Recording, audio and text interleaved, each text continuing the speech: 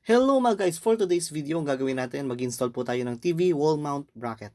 Pasok muna tayo sa intro.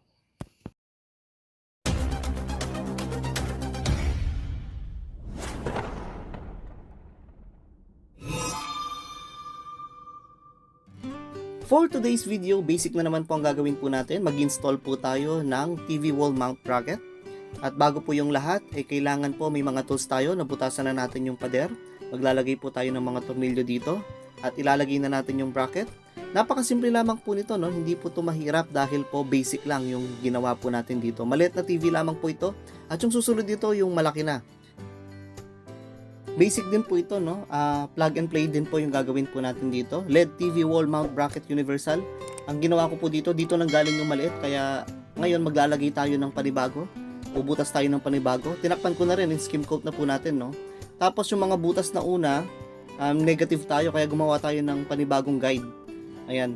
Tapos nagkaroon na tayo ng pag-guide sa pagbubutas para for sure na ilalagay po natin ay talagang kakapit yung mga tornilyo. Yan po. Hindi rin po basta-basta yung pag-install po nito dahil po inaalam natin yung mga semento kung talagang matibay yung kakapitan.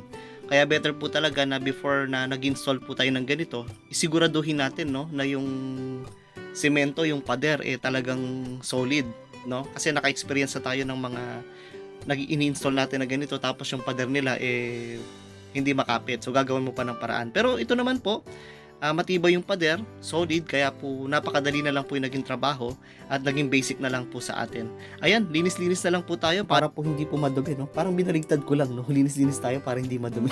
Okay, so para po makauwi na po tayo, no? Natapos na natin yung trabaho. Yung pag-install din po nito, tuturuan ka paano ka maging mapasensya kasi yung mga tornilyo, dapat siguraduhin mo pantay sila, pantay yung pagkakalagay at siguradong kakapit. Pero ngayon, okay naman. Kaya po, eto na po. Tamang linis lamang po tayo at siguraduhin po natin na maayos yung pagkakakabit ng mga wirings natin. At dito na po nagtatapos ang ating installation ng TV wall mount bracket. This is Componero ZX at your service. Don't forget to like, share, and subscribe. Hit nyo na rin po ang notification bell para lagi po kayo updated sa aking mga video. May God bless you all.